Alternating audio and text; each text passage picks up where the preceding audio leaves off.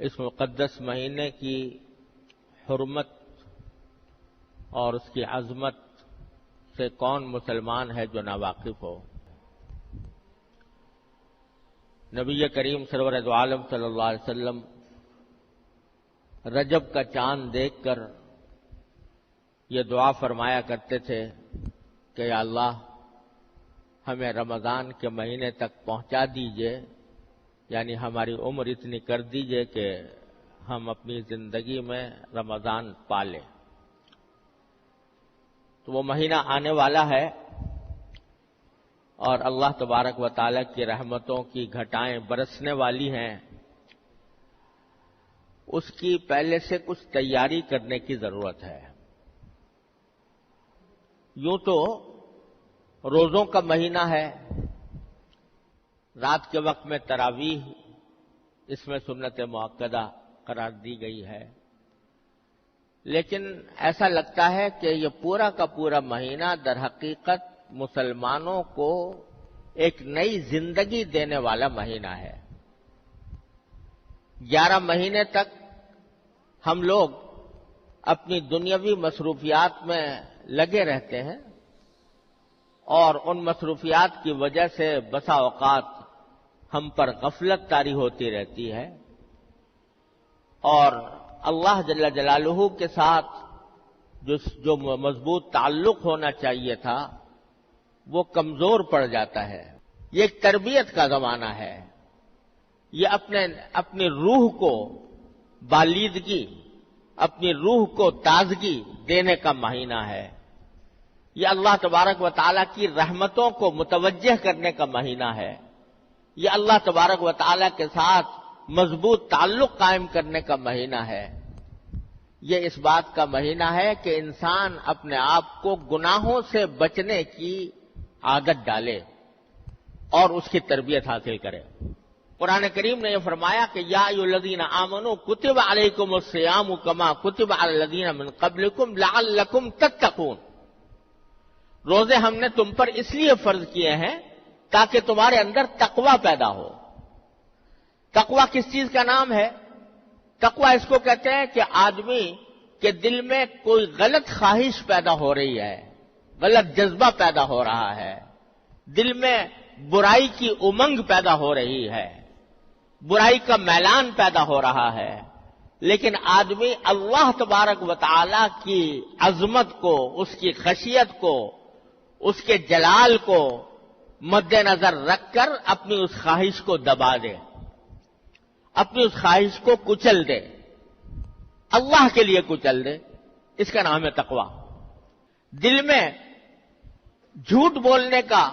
غیبت کرنے کا داعیہ پیدا ہو رہا ہے، مجلس جمی ہوئی ہے اور جمی ہوئی مجلس میں غیبت ہو رہی ہے اور میرا بھی دل چاہ رہا ہے کہ میں بھی اس کے اندر کوئی حصہ ڈالوں، لیکن آدمی اس وقت اللہ تبارک و تعالیٰ کی عظمت کو، اس کی خشیت کو، اس کے جلال کو دل میں لا کر اپنے آپ کو اس سے روک لے، تو یہ تقوی ہے۔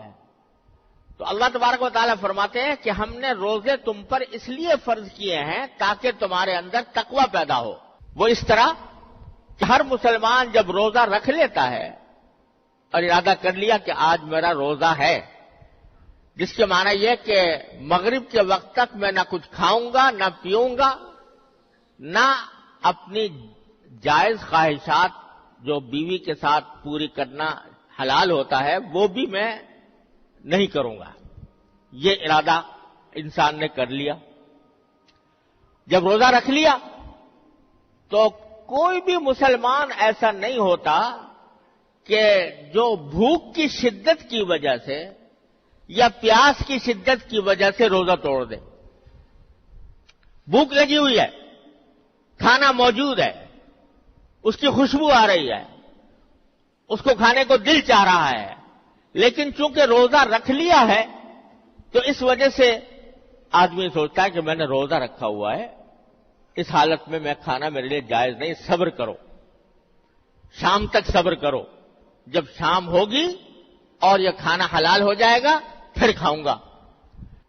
گرمی کا موسم ہے، شدت کی گرمی پڑ رہی ہے اور حلق میں کانٹے پڑے ہوئے ہیں، سامنے ٹھنڈا پانی موجود ہے، کوئی دیکھنے والا بھی نہیں، اس کے باوجود کوئی مسلمان اس بھوک اس پیاس کی شدت کی وجہ سے روزہ توڑنے پر آمادہ نہیں ہوگا۔ بلکہ میں تو یہ سمجھتا ہوں کہ شاید اگر کسی مسلمان کو لاکھوں روپے کی پیشکش کر دی جائے کہ تم یہ لاکھ روپے دیں گے اور روزہ توڑ دو، تو بھی کوئی مسلمان گوارا نہیں کرے گا کہ میں روزہ توڑ دوں۔ یہ چیز جو اس کو کھانے سے روک رہی ہے، پینے سے روک رہی ہے، یہ در حقیقت اللہ تبارک و تعالیٰ کے عظمت و جلال اور اللہ تبارک و تعالیٰ کی خیشیت، اس کے حکم کا احترام، یہ چیز ہے جو اس کو ان خواہشات پر عمل کرنے سے روک رہی ہے۔ تقویٰ کی زندگی گزارو، اس لیے ہم نے یہ روزے فرض کیے ہیں تمہارے ذمہ۔ اس لیے میں کہہ رہا ہوں کہ یہ رمضان کا مہینہ یہ ایک تربیت کا کورس ہے جس سے ہر مسلمان کو گزارا جا رہا ہے۔ تو اس تربیت کے کورس سے صحیح فائدہ اٹھانے کے لیے یہ بات ضروری ہے کہ ہم پہلے سے اس کی تیاری کریں۔ تیاری کیا کریں؟ تیاری یہ کریں کہ سال کے 11 مہینے ہم اس طرح گزارتے ہیں کہ ہمارے صبح و شام کے زیادہ اوقات دنیاوی کاموں میں گزرتے ہیں، پیسہ کمانے میں، تجارت میں، ملازمت میں، زراعت میں، کھیتی باڑی میں، اور اپنے لیے روزگار کی تلاش میں، اور اپنے لیے اپنی جسمانی لذتیں حاصل کرنے کی فکر میں، اس کام کے لیے اس کام میں گزرتے ہیں زیادہ تر اوقات۔ اور اگر کوئی آدمی فرائض شرعیہ کا پابند بھی ہو تو ذرا اس بات کا تناسب دیکھو کہ 24 گھنٹوں میں سے کتنا وقت وہ عبادت کرتا ہے۔ اگر 5 نمازیں بھی پڑھتا ہو پابندی سے تو ساری 5 نمازیں ملا کر مشکل سے گھنٹہ 1.5 گھنٹہ اس کا عبادت میں صرف ہوتا ہے، وہ بھی اس طرح کہ دل کہیں اور دماغ کہیں،